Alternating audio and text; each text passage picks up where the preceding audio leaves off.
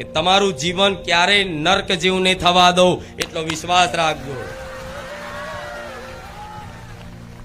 ભગવાને અમૂલ્ય જીવન આલ્યું, અમૂલ્ય જીવન કહેવાય, ભગવાનની સર્વોત્તમ ભેટ કહેવાય. તો મનુષ્ય જીવન, તો ભગવાને મનુષ્ય જીવન આલ્યું, સારું શરીર આલ્યું. શરીરમાં કદાચ બે આંખોથી જોઈ શકો છો, કાનેથી સાંભળી શકો છો, જીબાનેથી બોલી શકો છો. તે ઉપરવાળાનો આભાર માનજો કે તારી કૃપા તો પહેલેથી છે, પણ અત્યાર સુધી ખબર નથી. તો ભગવાનને એવી પ્રાર્થના કરાય કે હે ભગવાન, આ બે આંખો આલી છે ને, તો આ બે આંખોથી હર હંમેશા માટે તમારા માતાજીના દર્શન કરાવજો. આ કાન આલ્યા છે ને, તો હંમેશા તમારી કોઈ લીલા ગુણગાન અને તમારી મહિમા સંભળાવજો. આ વાણી આલી છે ને, તો 24 કલાક તમારું નામ લેવડાવજો. આવું જો માતાજી જોડે માગશો ને, આવું જો ભગવાન જોડે માગશો ને, તો મારા જેવી માતાની વિશેષ કૃપા થશે કે દીકરાએ અસલી વસ્તુ માગી. કામ તો એમને એમ થઈ જવાના, નામ દેતા જ કામ થઈ જાય. એનું નામ ખુખાર મેલડી. આવું નહીં, તમારો દરેકનો અનુભવ બોલે છે. તો ખાલી નામથી જ કામ થઈ જતું હોય તો કામ બાજુ ના જોતા કે ખુખાર મેલડી જબરા કામ કરે છે એવું ના જોતા. મારામાં સત મારા ભગવાને આલ્યું છે, તો મન માતાને કોઈ નવાઈ નહીં કે જબરા કેન્સર મટી જાય, લકવા મટી જાય, 20 વર્ષે દીકરો આલું. મને માતાને કોઈ જાતની નવાઈ નહીં. કેમ નવાઈ નહીં? કેમ કે હું જાણું છું આ તો ખાલી મારા સતના પ્રકાશનો પ્રભાવ છે. ખાલી મારા ભગવાનનું નામ કે હે ખુખાર મેલડી, હે રામવાડી મેલડી, ખાલી આટલું નામ જે લેશે ને, આ એનો પ્રભાવ છે. રામવાડી રામ બોલો એનો પ્રભાવ છે.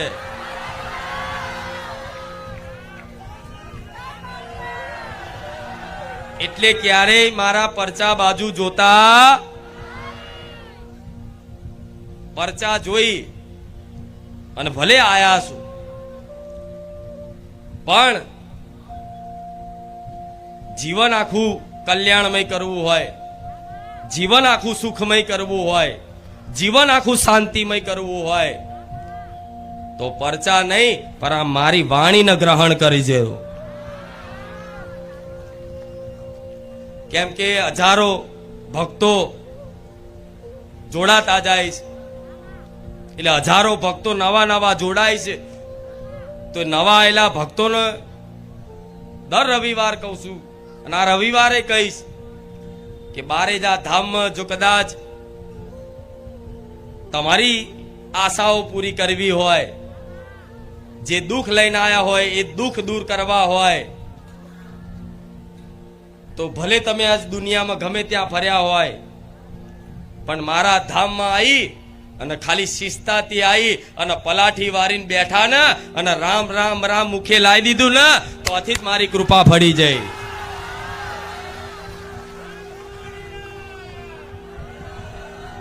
રામ કૃપા થઈ જ જઈ છે. કૃપા કરવાની બાકી નથી. કૃપા જે ભાવિક ભક્તો આવે એની પર કૃપા થઈ જ જાય. તો આ કૃપા પર વિશ્વાસ રાખજો. મારી પર મારી ખુખાર મેલડીની વિશેષ કૃપા છે. શું? મારી પર મારી ખુખાર મેલડીની વિશેષ કૃપા છે. એક સમય ના હોય ને તોય છતાંય ગર્વથી કહેશો ને, તો એક દાડો તો તમારી હોમું જોઈશ કે આ દીકરો મારું નામ લે છે.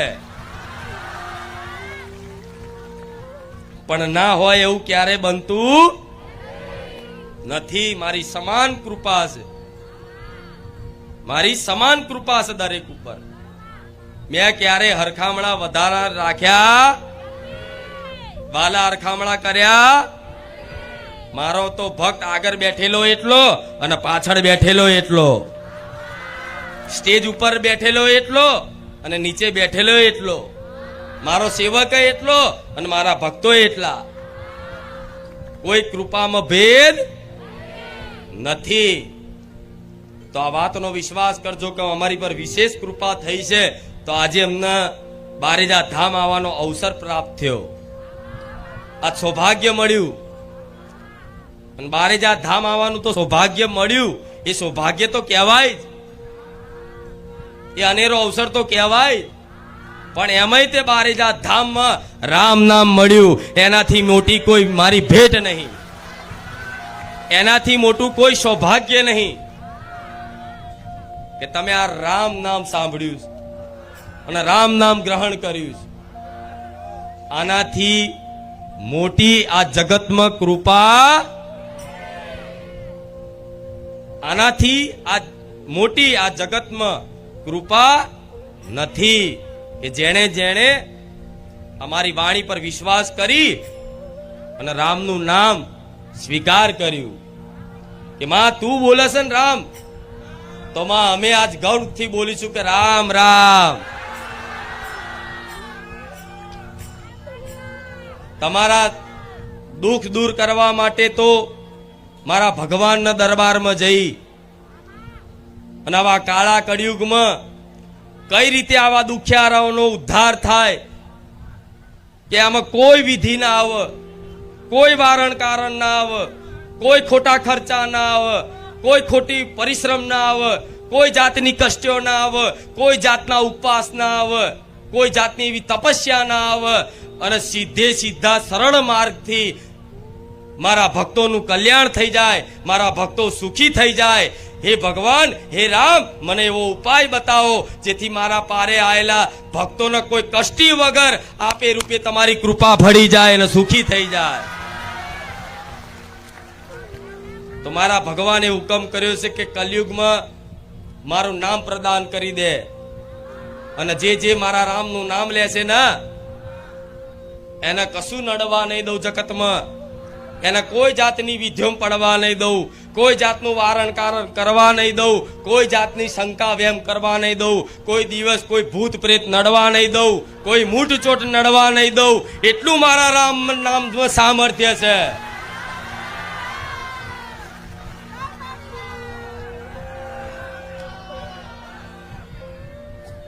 કોઈ વારણ કારણ નહીં, કોઈ વિધિ નહીં, કોઈ મૂળા જોડા નહીં, કોઈ ખોટા ખર્ચા નહીં, કોઈ જાતના ઉપવાસ નહીં, કોઈ એવું તપસ્યા તપ નહીં, બસ ખાલી મારા ભગવાનનું નામ. આ મારા ભગવાને હુકમ કર્યો છે ને એટલે હું બોલું છું. આ માર્ગ હું મારા ભાવિક ભક્તો જે પીડાતા હતા, અત્યાર સુધી બધી જગ્યાએ દર દર ભટકતા હતા, ભટકી ભટકી ફરી ફરી અને મારા ધામમાં આવતા ને તો દુખિયારાઓને આંખમાં આહું જોઈ અને મને માતાને તે દુઃખના આંસુ આવતા. આવું રામવારી મેલડી બોલું છું કે મારા ધામમાં આવેલા કોઈ ભક્ત નિરાશ થઈને ના જાય, દુખી થઈને ના જાય. શું કરું તો હસતા જાય, શું કરું તો સુખી થઈ જાય, એ ભાવનાથી મને માતાને દુઃખના આંસુડા પડેલા છે મારા ભક્તોને જોઈ. એટલે તો સીધો ને સરળ ઉપાય આ કળિયુગનો કે ના એમાં કોઈ સમય, કોઈ સ્થાન નક્કી ના હોય, પણ ખાલી ગમે તે સ્થાને ગમે તે સમયે ખાલી મુખે રામનું નામ સ્મરણ કરવાનું છે, લેવાનું છે. આ કરશો ને? એમ તો મારા ભક્તો પર મને વિશ્વાસ છે કે મારી વાત માની, મારી વાતનો વિશ્વાસ કરી અને આ વાત પકડી લીધી છે. પણ છતાંય દર રવિવાર કહું છું તમને કે વિશ્વાસ રાખજો આ મારી વાણી પર, વિશ્વાસ રાખજો આ મારી વાણી પર, વિશ્વાસ રાખજો મારા રામ નામ ઉપર. તમારી પેઢીઓનું કલ્યાણ ના થઈ જાય ને તો મને રામવારી મેલડી નાઈને કહેજો. તમારા જેટલા દેવી દેવતાઓ હશે, તમારા વડવાઓ જેટલી માતાઓ પૂજેલી હશે, તમે જાણતા હશો કે નહીં જાણતા હોવ, કોઈ કદાચ તમારા વડવા કોઈ માતાઓ પૂજી હોય અને કદાચ તમને ખબર ના હોય, તમને કીધું ના હોય, અને કોઈ કારણોસર બધા કહે છે ને કે વડવા હોય પૂજેલી હોય, કોઈ મેલડી, કોઈ સધી, કોઈ મહાણી, કોઈ ઝોપડી, કે છે ને આવી ખતરનાક માતાઓ ગણાય છે આ બધી, કે આવી માતાઓ જ મતલબ કે વડવાઓ પૂજી હોય અને જો આગળની વસ્તી ના જાણતી હોય, ના કીધું હોય તો એ માતા નડે. આવું દરેક જાણે છે. તો હું માતા એવું કહીશ કે રામનું નામ લેજો, એ બધી માતાઓ રાજી રહેશે, કોઈ દા નડવા નહીં આવે. કોઈ દાડ દેવ દુઃખ નહીં નડે, મારી વાતનો વિશ્વાસ કરજો. કેમ કે બધી માતાઓ, બધી દેવી દેવતાઓના ભગવાન એટલે મારા રામચંદ્ર ભગવાન. એમના શાસન હેઠળ આખું બ્રહ્માંડ ચાલે છે. એમના શાસન હેઠળ આખું બ્રહ્માંડ ચાલે છે. જેમ ભારત દેશના રાષ્ટ્રપતિ હોય, વડાપ્રધાન હોય, એના શાસન હેઠળ આખો દેશ ચાલતો હોય, એવી રીતે મોટા મોટા મારા રાષ્ટ્રપતિ ગણો કે વડાપ્રધાન ગણો, એ મારો રામચંદ્ર ભગવાન છે. આખા બ્રહ્માંડનું શાસન મારા ભગવાનથી ચાલતું હોય તો તમે એનું નામ લેતા હોય તો કોઈ માતાઓ નડે નહીં. ઉપરથી નડવા વાળી માતાઓ તમને સામેથી આશીર્વાદ આલીને જાય. એનું નામ રામ છે. કોઈએ કદાચ વિદ્યા કરી હોય, બધાને શંકાઓ હોય છે કે કોઈ કરી નાખ્યું, કોકે મૂઠ મારી, કોકે ધંધો બાંધી દીધો, કોઈ કઈ ખવડાવી દીધું, બધી જાત જાતના શંકાઓ વહેમ લઈને ફરો છો ને, તો માતા એવું કહીશ કે રામનું નામ જે ઘરમાં લેવાતું હશે ને એની પર કદાચ કોઈક મૂઠચોટ વિદ્યા કરશે ને તો એ વિદ્યા એને પાછી નડશે. એ વિદ્યામાં જે આવેલી શક્તિ છે ને, ઘરના ઉંમરેથી પ્રણામ કરી અને પાછી જશે એ વ્યક્તિ જોડે. આ વાતનો વિશ્વાસ ભલે નહીં કરે આજ કોઈ, પણ ક્યારેય ગાદી પરથી, આ સતની ગાદી છે અને સતની ગાદીએ ક્યારેય હું જૂઠું બોલું નહીં. હર હંમેશા મારી સત્યવાણી હોય છે. ક્યારેય અહીંથી ક્યારેય કોઈ ખોટી વાત ના કરું. કેમ? મારી ગાદીએ રામ બિરાજમાન છે. એટલે આ વાતનો વિશ્વાસ કરજો દરેક. અત્યારે કઈક ની કઈક વાતે, કઈક ની કઈક તકલીફો જીવનમાં આવતી હોય તો શેત દુખાવન તરત દોણા જોડાવા જતા ના રહેતા. શેત દુખાવન ભુવાઓ જોડે કઈક ચેક કરાવવા ના જતા. આવા મારી વાતથી કદાચ કોઈને મારો વિરોધ કરે, પણ હું કોઈ ભુવાની વિરોધી નહીં. અને બધાય ભુવા ખોટા છે એવું નહીં કહેતી. બધાય ખોટા છે એવું નહીં કહેતી. અને બધાય સાચા છે એવું નહીં કહેતી. પણ જે સ્વાર્થથી, પોતાનો સ્વાર્થ પૂરો કરવા માટે દુખિયારાઓ જોડે કંઈક ને કંઈક ઊંધી સીધીઓ વિધિ બતાવી અને પૈસાથી લૂંટ કરે છે ને, એના માટે મારા ભગવાને મને જાગૃત બનાવી છે.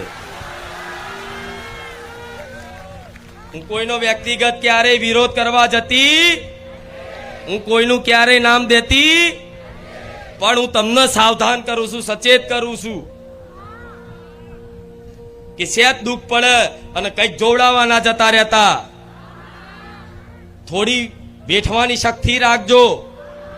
બહારની પરિસ્થિતિ ગમે તેવી ભયાનક હશે, ગમે તેવી દુઃખદાયી હશે,